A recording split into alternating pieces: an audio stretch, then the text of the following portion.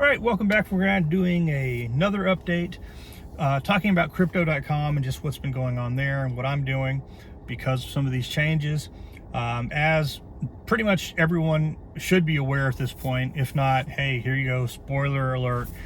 Crypto.com has implemented these changes to their cashback programs via their debit cards, their Visa debit cards, and of course their earn program as well. The credit card cashback is what is the big concern to me right now.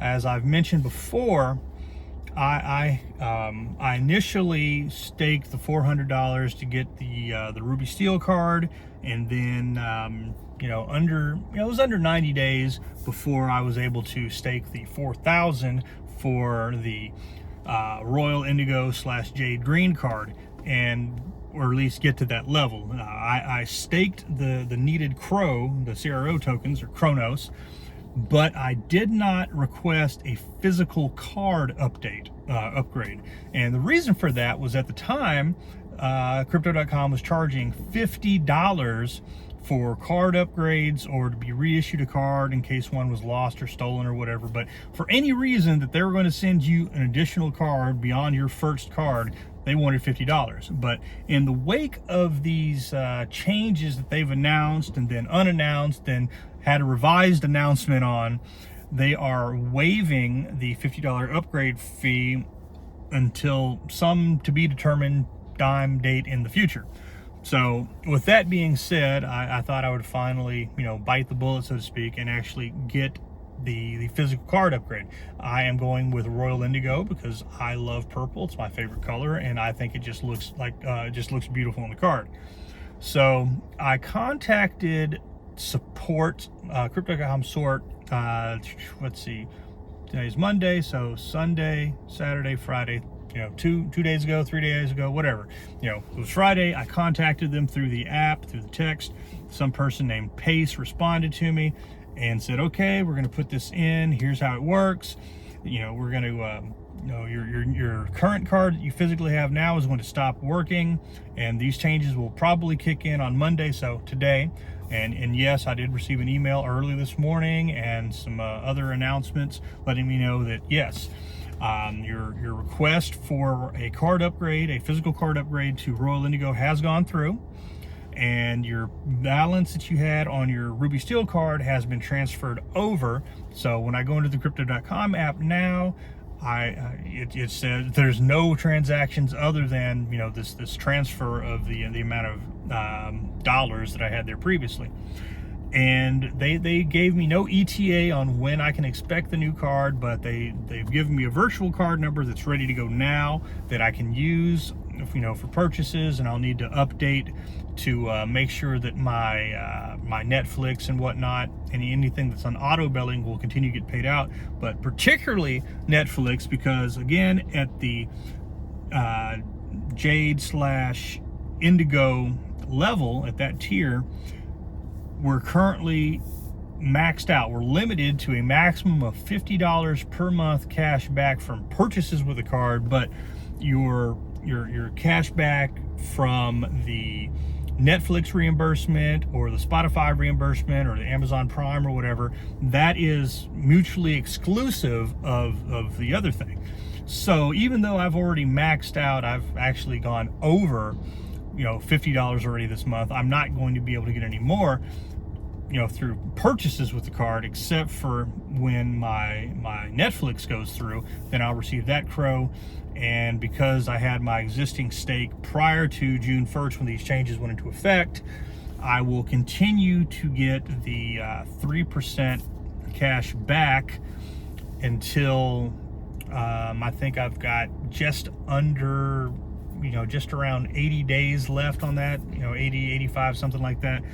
So once that's up, then when I use the card, they're going to bump me down to 2%, which also right now is what you're getting if you have the Coinbase card. Prior to this, I was using XLM on Coinbase as my preferred reward and getting 4% back on that.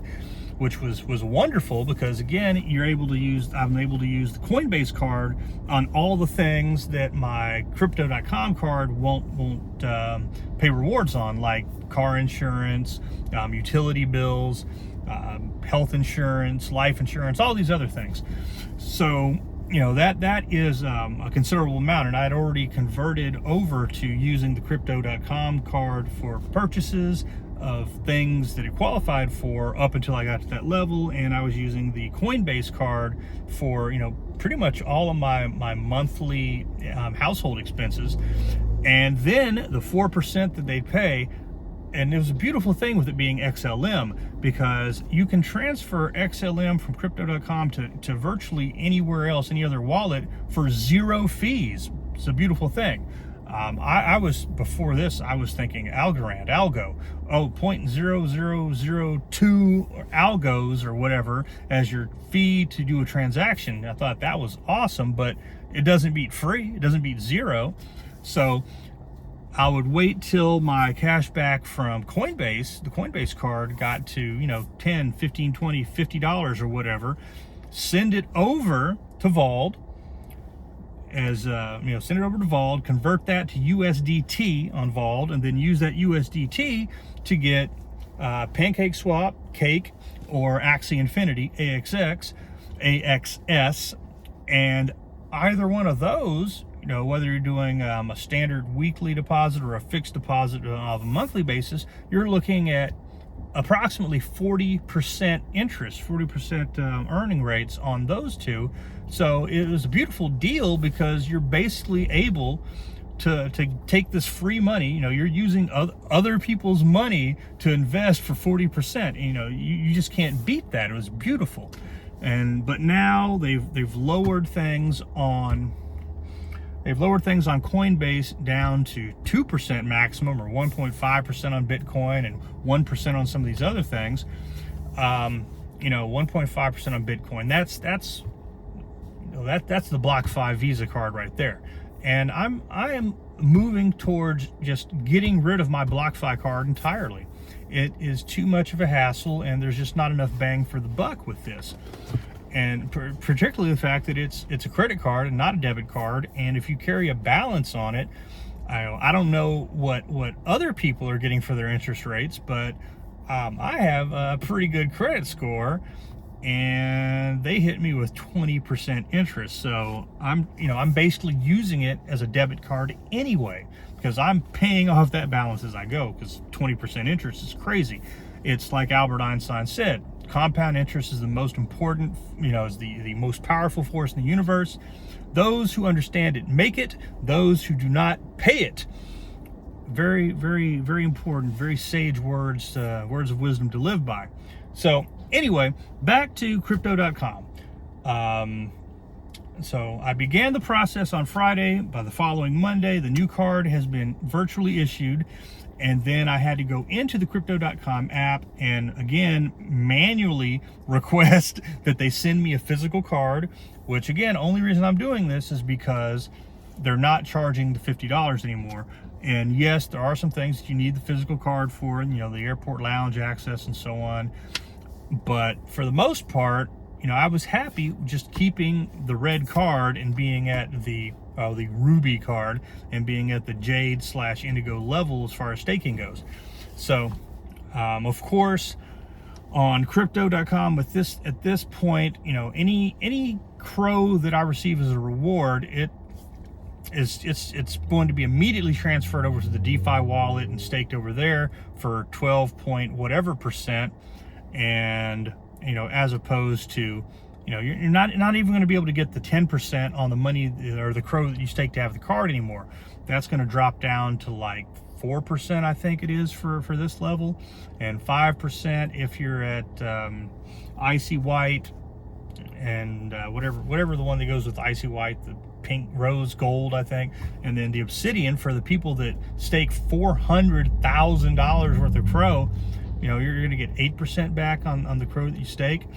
And again, the only good thing about that is, right now with the prices being low, that means you have to have a whole lot more coins accumulated to reach those dollar value thresholds to be able to stake for. And so, when you get your weekly payout, you're going to receive more coins, because the payout you get is based on the number of coins you hold and not the dollar value of them at any particular point in time. So that's a good thing in the sense that the weekly payout you have for your stake for the card, again, that is over and above and individually separate, mutually exclusive from your cash back that you get from using the card. And it also does not factor into your $3,000 limit for the first tier of Crypto.com. So there's a lot more strategizing, if you will, that goes into it. But if you're willing to sit down and take the time to map it out, it's still possible to generate some decent revenue with these platforms. So it's important to have a holistic plan. Again, that's one of the reasons why I talk about these different platforms, why I talk about Crypto.com, why I talk about Coinbase, why I talk about even Celsius and BlockFi. Even these places that aren't paying interest to U.S. customers. Again, they're still paying to customers around the world. But again, my goodness, the Celsius situation right now, where they just basically frozen everybody's account for the most part. There's that. And what else is out there? So Vault and Kraken and Binance, all of these different platforms have pros and cons. They have different interest rates for different coins. So it's about diversification, and it's one of those things where it's not just diversifying the coins that you invest in, or like in the stock market, the different stocks from different sectors. It's about diversifying the platforms that you operate on, because again, they'll have different features and different interest rates, and you want to have that flexibility to maximize your earnings.